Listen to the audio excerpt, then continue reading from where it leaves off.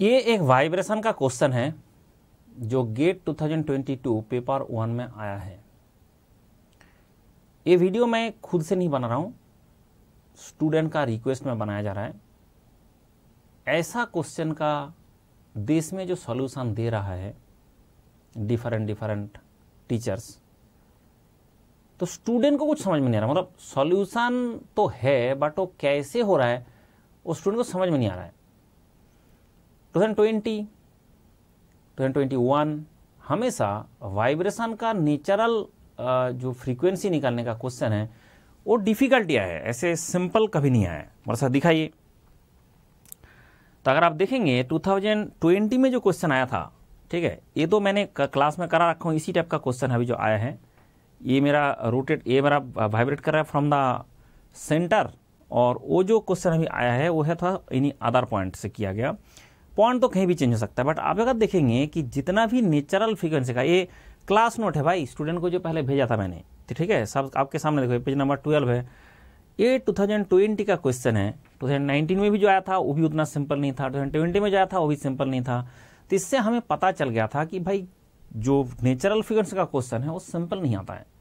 तो इसलिए स्टूडेंट को हमने इक्विप किया कि भाई कैसे किया जाए। तो उसके कारण देखो कि ऐसे 19 में भी आया था, 20 में भी आया था, 21 में भी आया था। तो सारे क्वेश्चन इतना नहीं, ये तो और डिफिकल्ट लगेगा, ये क्वेश्चन सॉल्व करना और मुश्किल है जो 21 इसमें जो आया था 2021 वाला। तो इसका मतलब क्या है ना, जब क्वेश्चन का पैटर्न चेंज हुआ, teacher should change the teaching procedure.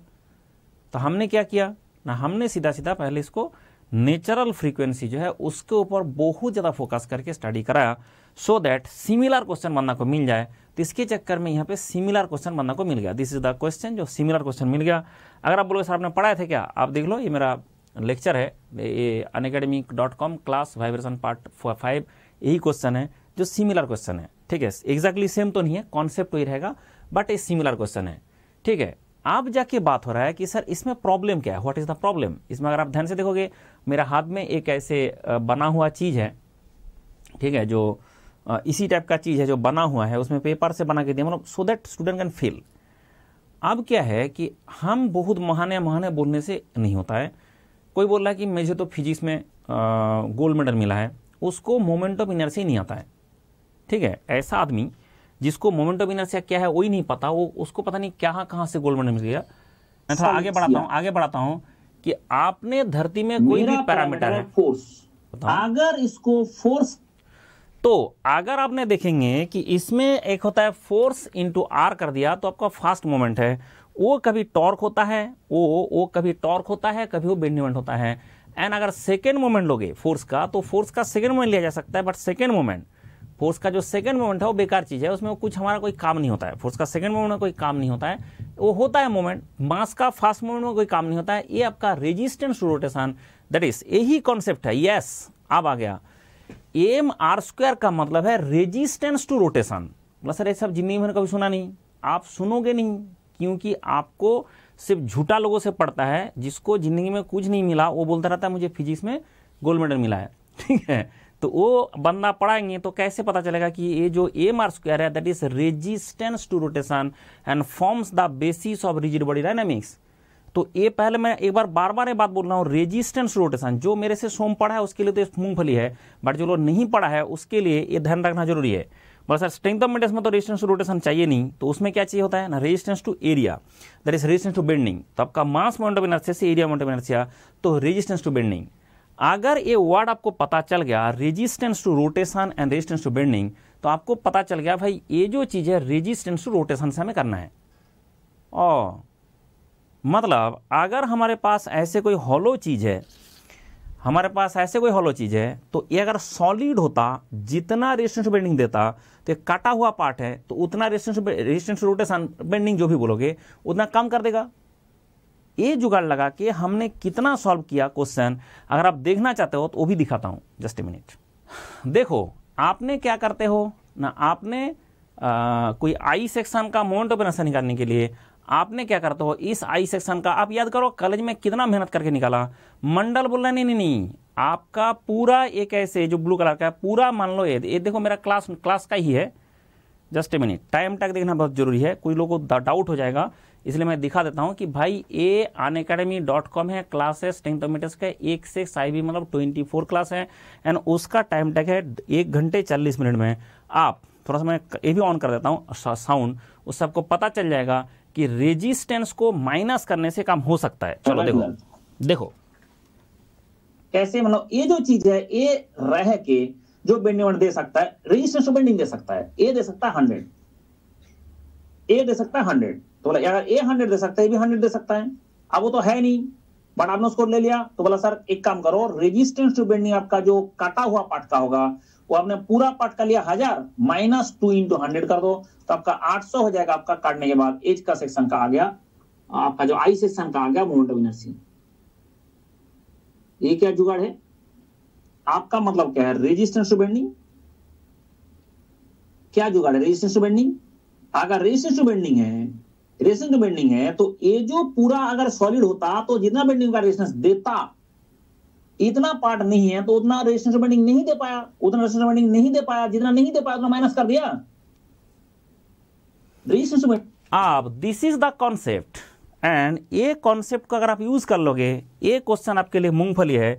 और नहीं तो अगर ये कॉन्सेप्ट को यूज नहीं करेंगे, तेल निकल के बंदा का भी तेल निकल जा रहा है, स्टूडेंट को उसके बाद भी समझ में नहीं आ रहा है, एक टीचर बना के दे रहा है सॉल्यूशन, उसके बाद भी समझ कहां से समझ में आएगा? वो तरीका ही ऐसा है। भाई आप मान लो कि मेरा ये सॉलिड है, पूरा के पूरा सॉलिड है, मान लो ये पूरा के पूरा मेरा सॉलिड है, ये पूरा ही सॉलिड है, पूरा के पूरा सॉलिड है, एकदम सॉलिड वाला चीज है, सॉलिड डिस्क है। अगर सॉलिड डिस्क है उसका मास कितना है, मतलब सॉलिड डिस्क है उसका मास हमने मान लिया m1, और ये जो बीच वाला है उसका हमने मान लिया m2। मतलब क्यों? अगर ये सॉलिड है तो इसका इधर वाला पार्ट है, तो बताओ आपका तो सॉलिड नहीं है, ये तो बीच में काटा हुआ है। तो मैंने क्या बोला, तब से क्या बोल रहा था, रेजिस्टेंस टू बेंडिंग। तो हमें देखना होगा कि सर अगर ऐसे पूरा सॉलिड होता, सर अगर ये पूरा के पूरा सॉलिड होता तो इसका मास m1 होता, इसका रेडियस कैपिटल R होता। अगर m होता तो मास इतना होता, कैपिटल R होता। तो आप बताओ फिर मोमेंट ऑफ इनर्शिया कितना होता? मास m1 होता, रेजिस्टेंस R होता, तो मोमेंट ऑफ इनर्शिया कितना होता? तो अगर ये क्वेश्चन अगर ये बोला होता भाई सॉलिड होता, अभी होता तो होता, मौसी का मूछे होता तो क्या होता, मंडल का जो स्टेटमेंट है, भाई अगर होता सॉलिड तो इसने कितना रेजिस्टेंस टू रोटेशन देता, अबाउट द जी। ये बात बहुत इंपॉर्टेंट है, कौन सा किसके रेस्पेक्ट में, अबाउट द जी। तो ये जो जी है, सीजी है, सीजी के रेस्पेक्ट में कितना देता? मतलब सर सीजी के रेस्पेक्ट में इसका मोमेंट ऑफ इनर्शिया जो I1 होता है, that is resistance to rotation. पहले कान खोल के सुन लो वर्ड, रेजिस्टेंस टू रोटेशन, वो होता m1 r² डिवाइड बाई 2। बस क्या एक खोपड़ा में घुसा है resistance to rotation, that is known as mass moment of inertia. तो ये अगर सॉलिड होता तो I1 इसका रेजिस्टेंस टू रोटेशन होता, तो m1 उसका मास होता, r² डिवाइड बाई 2 होता। आप बोला सर वो सॉलिड नहीं है तो क्या है, बोला सर इसके अंदर से आपने इतना परसेंट काट दिया, तो ये अगर बोले कि सर इसका रेजिस्टेंस टू रोटेशन अबाउट जी, इसका रेजिस्टेंस अबाउट जी जो सी जी है उसमें कितना होता, बोला सर उसमें कितना होता, that is equal to m2। बोला सर m2 किसका मास है? ये जो व्हाइट वाला शेड क्या काटा हुआ पार्ट है, वो अगर होता, मैं बोल रहा हूं कि वो अगर होता, काटा हुआ है बट अगर होता तो उसका कितना होता, m into r² divide by 2। ये जो r² है उसका वैल्यू कैपिटल R² बाई 2 है, तो इसके चक्कर में ये बन जाएगा m2 into r² divide by, एक तो इसका 2 आ जाएगा और नीचे 4 हो जाएगा। बेटा ये जो आपका क्वेश्चन में दे रखा है कि जब का स्मॉल r² है, कैपिटल R² बाई 2 है, ये लिख ही दिया है, तो इसके हिसाब से हम बोला ये आ गया। यही एग्जामिनर चाहता था, क्योंकि बंदा सुन के ही कर दे क्वेश्चन। ये इसलिए नहीं हो पाया क्योंकि जो फिजिक्स का अंडरस्टैंडिंग चाहिए, जो इंजीनियरिंग मैकेनिक्स का अंडरस्टैंडिंग चाहिए, वो जो टीचर है उसके पास ही नहीं है। उसके चक्कर में इसका पता नहीं क्या क्या करके क्वेश्चन सॉल्व कराता है। बोला सर फिर ये जो आपने काट दिया उसका कितना होगा, काट दिया तो उसका कितना होगा? बोला सर जैसे आपने काट दिया तो उसका रेजिस्टेंस बेंडिंग कितना होगा? बोला सर काट दिया तो उसका आई होगा, इसको माइनस कर दो फिर और क्या करना है। अपना काटा हुआ है तो आपका मान लो IG है, उसको IG बोलेंगे CG के रिस्पेक्ट में, that is equal to I1 minus I2, that's all. मतलब सर माइनस क्यों कर रहे हो सर? भाई जो तुम्हारा ये रेजिस्टेंस देता पूरा अगर सॉलिड होता, इतना काट दिया उतना माइनस कर दो, रेजिस्टेंस टू रोटेशन है, वो रेजिस्टेंस इतना देता है, तो मैं वैल्यू मान रहा हूँ, मान लो ये आपका 1000 यूनिट का रेजिस्टेंस देता किसके लिए, रोटेशन के अगेंस्ट में। इतना आ गया, इसका आ गया कितना ना 500, इसका क्या कितना 500 250 आ जा रहा है, क्योंकि आपका M2 अलग है, इसका मान लो 200, कोई बात नहीं। अच्छा 200 है, तो बताओ ये अगर सॉलिड होता तो आपका 1000 यूनिट देता, ये हॉलो हो गया, उसके चक्कर में 200 यूनिट दे रहा है, मतलब ये वाला जो पार्ट है 200 यूनिट, तो ये जो 200 यूनिट कम कर दे रहा है, क्योंकि वो तो है नहीं, वो होता तो देता, तो इतना वाला पार्ट का हमने रेजिस्टेंस रोटेशन माइनस कर दे रहा हूं, इतना वाला पार्ट का रेजिस्टेंस रोटेशन माइनस कर दे रहा हूं। दिस इज द मेन खेल। और अगर यही खेल होगा, इसलिए एग्जामिनर इतना कम मार्क्स में, वो भी 1 मार्क्स का क्वेश्चन में ऐसे दे दिया, क्योंकि उनके पास ये था कि बंदा ऐसे कर लेगा, और बंदा को क्या पता इंटीग्रेशन कर करके, पर मतलब पता नहीं क्या क्या करके क्या कर रहा है, मतलब एग्जामिनर को पता है भाई ये रेजिस्टेंस रोटेशन इतना होता है, और इसका बीच वाला पोर्शन काट दिया, उसका रेजिस्टेंस रोटेशन माइनस कर दो, खेल खत्म, इसलिए उन्होंने दिया। तो क्वेश्चन देने का ऑब्जेक्टिव यही है कि इसलिए उन्होंने दिया कि इसका जो खेल है। आप बताओ अगर आपका मास टोटल है, इसका मतलब चौड़ाई तो पीछे तरफ कुछ भी होगा, तो ये जो आपका एरिया है, इस एरिया कितना है, बड़ा वाला, मतलब सर इसका अगर एरिया देखेंगे A1 जो एरिया होता, अगर पूरा सॉलिड होता तो आपका पाई इंटू आर स्क्वायर होता, पाई इंटू आर स्क्वायर होता। तो इसका जो एरिया होता, तो एरिया कितना होता, मतलब सर इसमें pi into small R square होता। यस, ये आपका pi into small R square मतलब कैपिटल आर स्क्वायर बाई 2 होता। अच्छा एग्जामिनर ये भी दे रखा है कि ये जो A2 होगा, ये जो एरिया है A2 और टोटल एरिया से देखो वो आधा है उसका। देखो कितना एग्जामिनर सिंपल करके दिया क्वेश्चन को, और आप कॉम्प्लेक्स कर रहे हो, सारे मिल के कॉम्प्लेक्स कर रहे हैं इसको। A1 का value pi are square, A2 का वैल्यू आपका पाई आर स्क्वायर बाई 2 है, तो A2 का वैल्यू पाई आर स्क्वायर 2 है, तो इसका मास अगर M1 आप बोल रहे हो और इसका वैल्यू आप M2 बोल रहे हो, सर M1 और M2 का रेशियो क्या होगा, मतलब सर ये तो दिख ही रहा है, पीछे चौड़ाई तो सेम है, तो वॉल्यूम करोगे तो वॉल्यूम तो आपका एरिया का प्रोपोर्शन आएगा, इंटू रो कर दोगे आपका मास आ जाएगा। तो इसके चक्कर में ये जो M1 होगा वो जितना होगा, M2 का वैल्यू कितना होगा, उसका आधा हो जाएगा, तो आपका सीधा एरिया हाफ है, इसलिए M2 का वैल्यू हो जाएगा हाफ, तो M2 का value half of the M1। लेकिन आपका टोटल मास कितना है ना, टोटल मास आपका M है, that is equal to total M1 minus M2। तो मान लो मेरा ये जो चीज है, इसका टोटल में जब सॉलिड का निकाला था, तो सॉलिड का मास कितना था, इसका चौड़ा तो सेम है, सॉलिड का मास था M1, ठीक है। अब ये वाला बीच वाला काट दिया, काटने के बाद इसके M हो रहा है, काटने के बाद अभी इसका मास M है, तो फिर कैसे निकाला M, सर जो पूरा सॉलिड था उसका और जो काटा हुआ पार्ट का माइनस का, तो वही तो है। अगर जब सॉलिड था पूरा का, उसका जो मास था, मान लो पूरा सॉलिड था हमारा था 50 kg, जो पूरा सॉलिड था इसका मास था हमारा 50 kg, इसका वैल्यू था 50 kg, पूरा जो जब मास था, आपने इसके अंदर से आधा एरिया उड़ा दिया, बोला आधा एरिया उड़ दिया, चौड़ाई तो सेम है, सब कुछ तो सेम ही होता है, तो इसके चक्कर में जो पीछे काटा हुआ पार्ट है उसका मास हो जाएगा आपका कितना 25 kg, तो आपका जाएगा 25 kg। लेकिन आपका इसका काटने के बाद बचा कितना, मतलब काटने के बाद बचा कितना 25 kg। तो इसके चक्कर में ये जो आपका कॉन्सेप्ट है बहुत ही सिंपल तरीका से सोचना है कि भाई हमारे पास M जो मास है M1 माइनस M2 है, M1 का वैल्यू M2 का वैल्यू आपको पता चल गया कि M2 का वैल्यू M1 बाई 2 होगा, उसका मतलब आपका M2 का वैल्यू M1 बाई 2 हो जाएगा। तो इसके हिसाब से आप बोलेंगे सर यह जो आपका M होगा that is equal to M1 minus M1 by 2, that is equal to आपको M1 डिवाइड बाई 2। तो सीधा मतलब आपका M1 का वैल्यू 2M होगा, सर इसका वैल्यू 2M कर दो, तो इसके हिसाब से I1 का वैल्यू एंड I2 का वैल्यू माइनस करना है। बताओ IG कितना आया, मतलब सर IG का वैल्यू आ जाएगा I1 2 इंटू M, क्योंकि M1 का वैल्यू 2 इंटू M हो रहा है, into R square divide by 2, तो 2 काट दो, माइनस ये I2 कितना होगा, मतलब सर उसका वैल्यू होगा M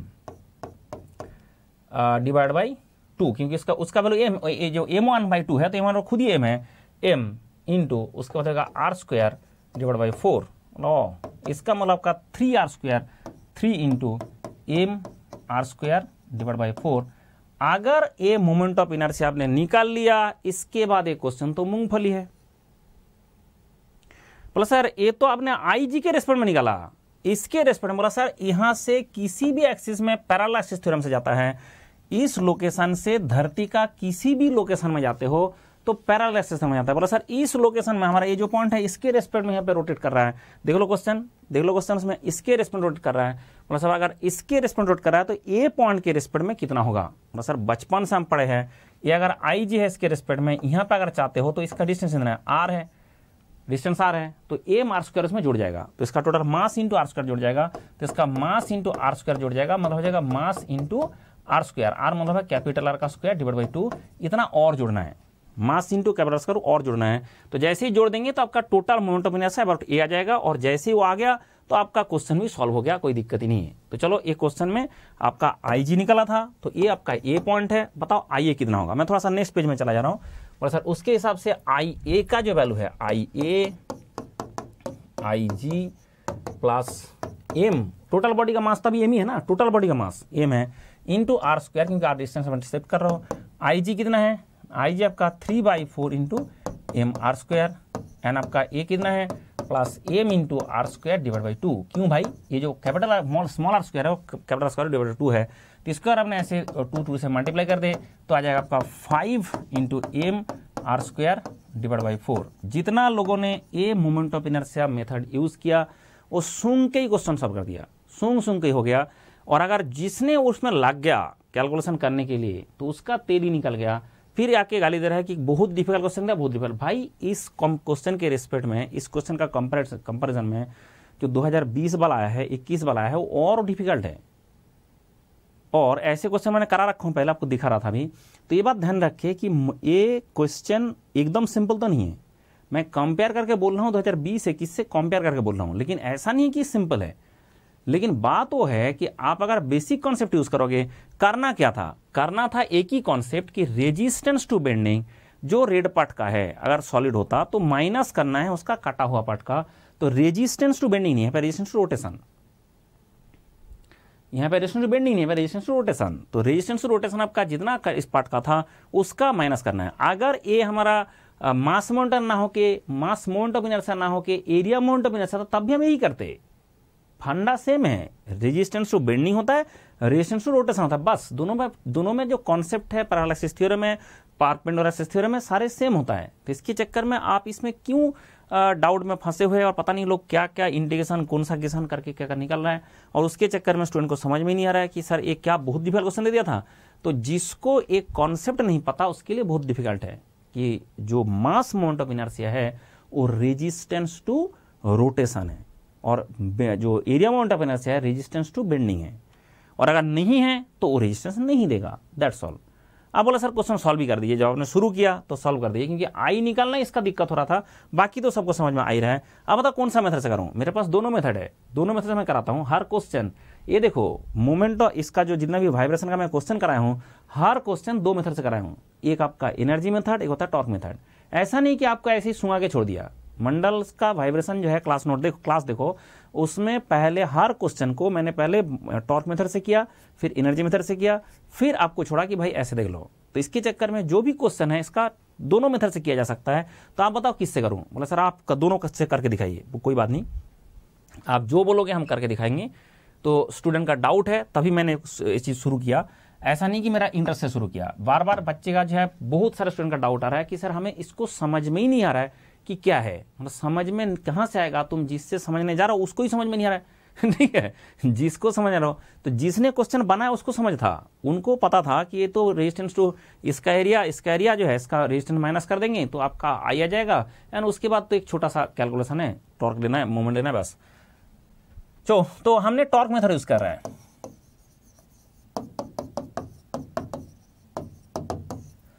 तो हमने टॉर्क मेथड यूज किया, ठीक है। तो पहले ये आपका ऐसा है और यहां पे आपने बना दिया फलक्रम, ठीक है, इन दिस लोकेशन आपने ऐसे फलक्रम बना दिया जिसको रिस्पेक्ट में रोटेट करेगा। This is fixed to the ground. तो बताओ इसका सीजी कहां है, बोला सर इसका सीजी यहां है। तो आपका एमजी कहां काम कर रहा है, एमजी आपका यहां काम कर रहा है, लेकिन वो कैपिटल एम है, तो कोई बात नहीं, कैपिटल एम है, कैपिटल एम इंटू जी यहां काम कर रहा है सीजी में। आपने बोला मैंने क्या करूंगा, ये जो चीज है इसको ऐसे थीटा रोटेट कर दूंगा, इसको थीटा रोटेट कर दूंगा, the theta should be small and वो रेडियन यूनिट में है। पर सर आपने देखा कि ये जो यहां से यहां तक आपने शिफ्ट कराया, ये जो आपका जो सीजी वाला जो पार्ट है वो क्या हुआ कि वो थोड़ा ऐसे चला गया, लेकिन ऐसे सीधा नहीं जाएगा, वो इस तरह से जाएगा, ऐसे करके पॉइंट में चला गया इन दिस पॉइंट, क्योंकि रोटेट किया ना आपने, तो आपका जो जी था, यहाँ पे जो जी था वो अभी जी डैश में पहुंच गया, जी था जी डैश में पहुंच गया, तो यहाँ पे जी से जी डैश पहुंच गया। बस सर इसका अगर एंगल थीटा है, if this angle is theta, तो बताइए सर ये डिस्टेंस कितना गया, व्हाट इज द डिस्टेंस। मंडल का स्टैंडर्ड जुगाड़ है, बचपन से 1000 बार बोला हूं, जिसके साथ थीटा होता है वो बेस होता है, वो कॉस होता है। तो ये वाला जो थीटा है ये आपका बेस है, कॉस है। ये क्या है बोला, ये तो आपका स्मॉल आर है, स्मॉल आर है, तो ये क्या होगा ना आर इंटू कॉस थीटा, ये क्या होगा R into sine theta. Yes, ये small R into sine theta. तो ये जो स्मॉल आर है इसका डिस्टेंस तो आपका जो है, तो इसके चक्कर में ये जो डिस्टेंस आ गया this is small R cos theta, ये आ जाएगा स्मॉल आर साइन थीटा। खोपड़ा में घुसे, आज तक बंदा कोई नहीं आता है, बोलता है बचपन में हम पढ़े थे ऐसे करके ट्रायंगल होता है और इसके चक्कर में थीटा होता है, वो सब नहीं है, ये सीधा ये थीटा होता है। तो ये आपका आर कॉस थीटा, आपका आर साइन थीटा, तो ये आपका आर कॉस थीटा, आपका आर साइन थीटा, तो ये आपका आर साइन थीटा। बोला सर आपका एम जी अभी यहाँ पे जा रहा है, एम जी आपका इस लोकेशन से जा रहा है, थोड़ा सा कलर चेंज कर दो नहीं तो आपको देखने में दिक्कत होगा। इस लोकेशन से एम जी जा रहा है, किस लोकेशन से, उस लोकेशन से एम जी जा रहा है, कोई बात नहीं। अब आपने बोला सर मैंने तो यहां बैठ गया इस लोकेशन में, मंडल का बात ही होता है जहां पे बैठना है वहां बैठ जाओ, उसके कारण उस लोकेशन से जो भी फोर्स है उसका हमें कुछ करने का जरूरत नहीं है, सारे का मोमेंट जीरो हो जाएगा, सारे का मोमेंट। लेकिन आपने इसको मूवमेंट इस तरह में दिया तो आपका डी एलमर्ट्स प्रिंसिपल क्या बता रहा है, मतलब डी एलमर्ट्स बता रहा है कि इसको इस तरफ में रोटेट करा दो, मतलब इनर से दे दो, तो आई इंटू थीटा जो डबल डॉट है, इतना अमाउंट ऑफ मोमेंट, इतना अमाउंट ऑफ जो मोमेंट है मतलब टॉर्क है, वो इस तरफ काम करेगा, क्योंकि जिस तरफ आपने मोशन दिया उसका उल्टा तरफ। और आपका ये जो डिस्टेंस है, आप जहां बैठे हो वहां से डिस्टेंस कितना है, बोला आर साइन थीटा, तो R sine theta amount of distance में एम जी चला गया, तो M G into R sine theta आपका टॉर्क हो जाएगा। तो इसके हिसाब से आपका I into theta double dot जो आ रहा है प्लस, बोला सर प्लस क्यों किया ना, ये जो आपका टॉर्क आएगा वो भी इसी तरफ में आएगा, क्योंकि आप जहां बैठे हो वहां से इसका डिस्टेंस है और इसी तरफ में इसका मूवमेंट पैदा कर रहा है, तो अगर इसी तरफ में मूवमेंट पैदा कर रहा है तो आपका प्लस हो जाएगा। तो कितना हो जाएगा ना आपका M G into R into sine theta, यानी आपका कैपिटल एम है, M G into R sine theta, that will be equal to 0। तो डी एलमर्ट्स प्रिंसिपल से I into theta double dot plus M G into R sine theta equal to 0, तो आपका जो are sine theta वो मिल गया। ठीक है, अब थोड़ा सा इसमें जुगाड़ लगाया जाए, कैलकुलेशन किया जाए, तो थोड़ा सा नेक्स्ट पेज में चले जाता है। तो इसमें क्या करना है कि आप जाके जैसे बोलेंगे कि सर हमें जो इक्वेशन मिला that is I into theta double dot plus, इसके साथ आपका आ गया एम इंटू जी फोर्स है, आर इंटू साइन थीटा है, that will be equal to 0।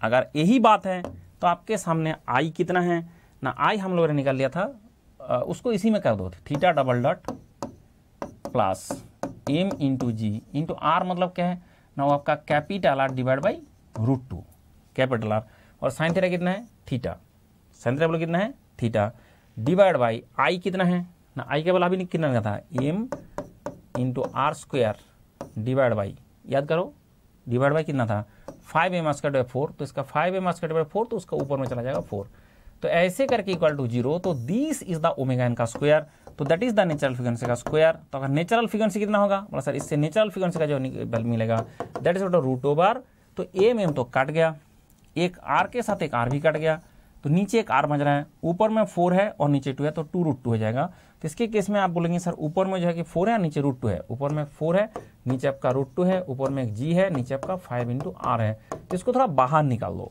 सारे डेटा को बाहर निकाल दो, जैसे ही बाहर निकाल दोगे तो आपका ये रेडियन पर सेकंड में आएगा। लेकिन क्वेश्चन में पूछता टाइम पीरियड, तब टाइम पीरियड का जो होगा natural that is equal to 2π divide by omega n. जैसे ही क्या 2π डिवाइड ओमेगा एन, तो उल्टा कर दो, मतलब 2π डिवाइडेड बाई, डिवाइड मतलब उल्टा कर देंगे, √2 into 5 into are divide by कितना होगा 4 इंटू जी। जैसे ही किया तो इसमें आपका आर और जी तो रहेगा, क्वेश्चन में दिया हुआ है, तो बोला सर इसके हिसाब से पाई भी रहने दो, पाई को भी रख दो, तो कितना मिल रहा है, ऊपर में 5 है और √2 है और नीचे एक 4 है, ऊपर में 5 और √2 है नीचे एक 4g है और बाहर में 2π बैठा है, तो इसका पाई कितना होगा 2.66 into pi into √r divide by g, इतना हो जाएगा सेकेंड। तो आपका टाइम पीरियड बन गया और आपका रेडियन पर सेकंड में आपका इसका नेचुरल फ्रीक्वेंसी मिल गया। तो ऐसे जुगाड़ लगे, तो क्वेश्चन में बोला था दिस इज बीटा, अगर ये बीटा है तो beta will be equal to 2.66 and that is the answer. बोला नहीं सर, हम तो एनर्जी मेथड से करेंगे। तो अभी हम एनर्जी मेथड से क्वेश्चन सॉल्व करेंगे। जब एनर्जी मेथड से सॉल्व करेंगे, बचपन से आपको पता था कि भाई इसका जो एनर्जी है, दो ही एनर्जी यहाँ पे आ रहा है। अगर इतना बड़ा हमारा है और इसका इस तरह से यहाँ पे फलक्रम लगा हुआ है, तो ये जी यहाँ पे बैठा है, आप बता रहे हो तो ये स्मॉल आर है। बोला है। अब अभी मैंने बता रहा था आपका दूसरा मेथड से कि ये जो डिस्टेंस है दिस इस थीटा, तो ये वाला हो जाता है आर कॉस थीटा और ये वाला होता है आर साइन थीटा। तो ये हाइट कितना, व्हाट इज दिस एज? बोला सर एज क्या वैल्यू आ रहा है, that is equal to r minus r cos theta, क्योंकि this is r cos theta और टोटल आर था तो एज, तो आपका आर कॉस थीटा। बोला सर इसके हिसाब से r into 1 minus cos theta, इसके हिसाब से r into 2 sine square theta by 2। Theta small है इसलिए हो जाएगा आपका R into 2 into theta square divide by 4, that is equal to R theta square divide by 2। इसके केस में बताओ टोटल एनर्जी कितना होगा? सर बचपन से हम पढ़े थे टोटल एनर्जी आपका जाएगा E इक्वल टू, ये रोटेट कर रहा है तो half I omega square, omega मतलब थीटा डॉट का स्क्वायर, ये ओमेगा है बेटा, omega square half I omega square plus M into ji into H, जबकि एच क्या बोला आपका कितना है, R theta square divide by 2, that will be constant, क्योंकि ये तो नेचुरल फ्रीक्वेंसी है, कोई वेस्टेज तो हो नहीं रहा है, तो इसके चक्कर में टोटल एनर्जी कांस्टेंट है, और कांस्टेंट है तो D E D T equal to 0 हो जाएगा। कांस्टेंट को डिफरेंस करो 0 हो जाएगा, तो करो इसको डिफरेंसन, तो half into I into 2 into theta dot theta double dot. ये बचपन में आप पढ़े थे कि आपका d d x of y square that is equal to 2y into d y d x. तो इसके हिसाब से d d t of this, तो आपका थीटा स्क्वायर का 2 theta dot into this plus M into ji into are divide by 2 into theta square 2 theta into d theta d t, तो theta dot that is equal to 0। पर sir दोनों तरफ से आपका theta dot का 3 निकल गया, इसका 2 का 3 निकल गया, लेकिन इसका जो हाफ है इसका हाफ का भी 3 निकल गया। तो बचा क्या, अगर आपने देखिए theta double dot plus M G भाई आर क्या है ना, आर हो जाएगा आपका कैपिटल आर डिवाइड बाई √2, जो आई कितना है ना, आई हो जाता है आपका 5/4 into M R square and that is theta that is equal to 0। देखो सेम टू सेम आंसर आया, तो आंसर भी सेम हो जाएगा, सेम टू सेम आ गया। इसको uh this is omega square, omega N का स्क्वायर, वहां से टी एन निकाल दिया, सेम टू सेम आंसर आ जाएगा। तो मतलब क्या होता है कि इसमें बाकी पार्ट तो ऐसे ही सुन के हो जाएगा, आप एनर्जी मेथड से करो तब भी हो जाएगा, आप टॉर्क मेथड से करो तब भी हो जाएगा, लेकिन वो जो मोमेंट ऑफ इनर्शिया है उसके लिए फिजिक्स जानना जरूरी है।